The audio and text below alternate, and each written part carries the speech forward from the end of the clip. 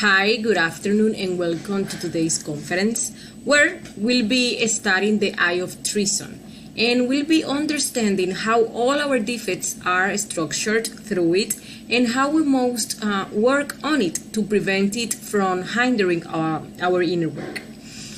Normally, to speak of treason, there must be a prior agreement that can be betrayed. So, if there is a pact that is not fulfilled, there is treason. Therefore, we will start from this base to study the treason. A pact or commitment must be violated. We, on the physical plane, know treason when, for example, a boyfriend tells a girlfriend that he's going to love her all his life, and after 15 days he's bored. In fact, the groom made a promise and broke it. Then there is treason. Undoubtedly, there is betrayal when something is falsified or something is adulterated. For there to be betrayal, something must have been broken, a link, a bond, a promise, etc. This is a form of treason. The most important pact that we make occurs when we leave the absolute Son, in order to come to this cosmic manifestation to achieve Christification, the intimate self-realization of our own being. Unfortunately, the vast majority become fascinated with the world and forget this commitment. However, when we get to this knowledge and commit to work, begin to practice, to do our research and verifications, we start remembering that pact that we once committed to fulfill. When we get to this knowledge and are willing to do the work, we commit to work no matter what the cost is. Then we have to face the three enemies of the Christ that we all carry within us, and that form what we will call the I of Treason, which has three heads: Judas, Pallades, and Caiaphas. The cosmic drama is not exclusive property of the great Kabir Jesus, as we were able to study in lecture 28 of this course. The initiates of all ages, the masters of all centuries, have had to live the cosmic drama within themselves, here and now. However, Jesus, the great Kabir, had the courage to represent such an intimate drama publicly, in the street, and in the light of the day, to open the meaning of initiation to all human beings without differences of race, sex, caste, or color. Certainly, the Master Jesus came to show in his flesh and blood what every initiate must live within on his path to self-realization. That is why everything that happened in the life of Master Jesus has an esoteric and hidden meaning for the initiates of the Christic path. All his actions, words, even the people who accompanied him have a hidden meaning, and today we will be understanding part of it. In the deep inner work, within the terrain of the strictest psychological self-observation, we must directly experience the entire cosmic drama. The intimate Christ must eliminate all the undesirable elements that we carry within us. The multiple psychic aggregates in our psychological depths scream for crucifixion for the Lord within. The secret Christ is the Lord of the great rebellion, rejected by the priests, the elders, and the scribes of the temple. We have within us those priests, elders, and scribes. They will not allow us to develop that Christ, just as the priests, elders, and scribes of that time despised Master Jesus. The priests hate him. That is, they do not understand him. They want the Lord of perfections to live exclusively in time according to their unbreakable dogmas. Here we find our fanatical defects, but also our celibate defects. Defects that want to support a belief, but that also lead us to reject sex, to consider it as something sinful. Even if we have a partner, those defects lead us to generate disharmony so that the practice of birth, of a spiritual birth, with a partner does not occur. The elders, that is, the inhabitants of the earth, the good householders, the judicious people, the people of experience, hate the Logos, the red Christ, the Christ of the Great Rebellion, because he doesn't live in the world of their antiquated, reactionary, and petrified habits and customs. Here we find our good defects, who resist change because they see nothing wrong within themselves, and therefore believe that there is nothing to change. Also, we find the scribes. They also hate the intimate Christ because he is the antithesis of the Antichrist. He's the declared enemy of all that rotten university theories that abound so much in the markets of bodies and souls. Here we find our intellectual defects, who want to understand with the mind what can only be understood with the consciousness. Besides all of these, unquestionably, each one of us carries the three traitors in our psyche. Judas, the demon of desire, Pilaris, the demon of the mind, and Caiaphas, the demon of ill will. These three traitors crucified the Lord of perfections in the very depths of our soul. There are three specific types of fundamental inhuman elements in the cosmic drama. The three traitors mortally hate the secret Christ and lead him to death within ourselves in our own psychological space, just as we saw it happen in the cosmic drama of the Master Jesus. So let's start talking about Judas. Historically, Judas was a disciple of Master Jesus, who sold him for 30 silver coins. It should be noted that Judas was one of the most excellent disciples of Master Jesus, and that he knew the drama that was being carried out, since the Master Jesus himself asked him to fulfill that role so that the cosmic drama could be carried out. However, Judas represents the demon of desire. He always exchanges the Lord for 30 silver coins, that is, for liquor, money, fame, vanities, fornications, adulteries, etc., etc. It is the enemy of nature. It represents all of our own desires, temptations, and fascinations in the physical world. So, let's study this traitor. Desire is the source of strength because it is the fire that animates anything. If we surrender to our desires, we will be its slaves. If we deny each one of our desires, we will release that fire that is hidden in it, or we will become masters of the force.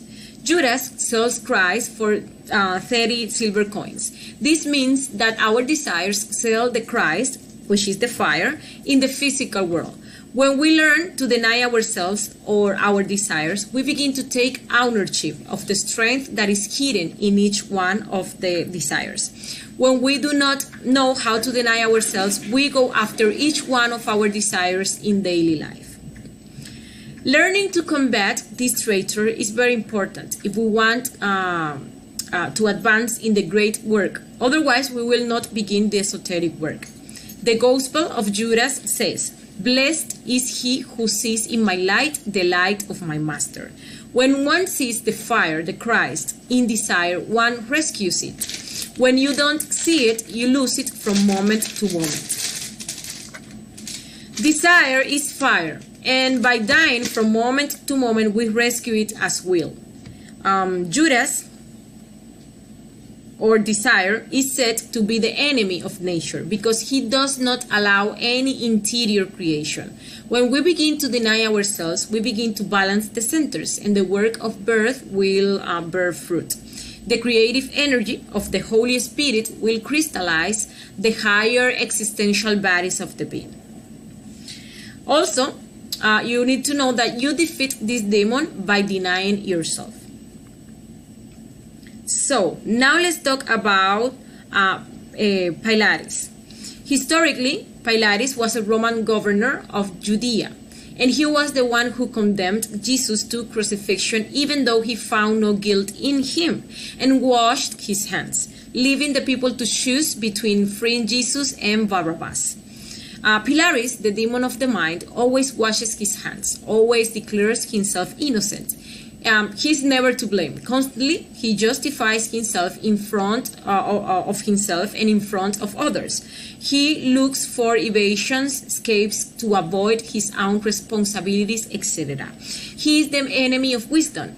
He represents all our apologies, justifications, evasions, escapes, etc., through which we will continue to be the same. So, what is it to wash our hands? Whenever we are faced with any problem, we justify ourselves. We identify with the problem. We do not know how to take advantage of the situation. We always find excuses for not working, for not eliminating defects. For example, we insult someone else, but we justified saying that the person is the one to blame because he did it first, that we had to defend ourselves, and so on. And we do not observe we have a defect of anger that leads us to offend people, and that we need to eliminate it. So let's continue studying this demon of the mind. It always finds ways out, evasions and justifications to remain the same, as I said before. The mind has the role of judging each one of our defects, of judging them with reflection, but it does not fulfill its job. It lives identified with all subjective processes. If we want to die, we have to stop justifying ourselves. We have to judge ourselves ruthlessly. We must not accept loopholes. We must become serious about this work. We must take the grass from the donkey. We must not fit the defects of the intellect. We must put an end to all concepts to integrate our mind. Let's remember that the best way to think is not thinking. But with all the intellectualism, the mind degenerated and no longer understand, no longer comprehend. This demon is called the enemy of wisdom because it does not allow us to die. And wisdom comes with death. If one does not die, then there will be no wisdom. This demon prevents psychological death. It always blames others. It lives by judging others instead of judging our own actions. It finds thousands of justifications for not letting us do the things of our being. It finds all the justification for us to continue doing the things of the ego or the personality. We defeat this demon by not justifying ourselves and by judging us ruthlessly. So now let's talk about Caiaphas. Historically, Caiaphas was a Jewish high priest who felt threatened in his power by Master Jesus. So he arranged everything to lead him to crucifixion. He was the one who gave Judas the silver coins. He was the one who poisoned Pilaris' mind so that he would let the people choose between Jesus and Barabbas. He was the one who led the crowd to choose the liberation of Barabbas. Caiaphas is the demon of ill will, the enemy of truth. It represents our works and omissions in the field of deeds. He is the one who currently controls our machine and is threatened by the Christ, since when the Christ is born, he banishes him and takes charge of all our psychological processes, words, and actions. This demon is the most dangerous since it controls our will to do, therefore our works, and the works generate karma for us. This demon leads us to have very bad will for the things of consciousness that lead us to develop our inner Christ. He wastes time on idle things that have no importance at all. He doesn't want to let us practice anything. It leads us to want to self-realization, to self-realize ourselves without working, which is impossible. Okay? Examples.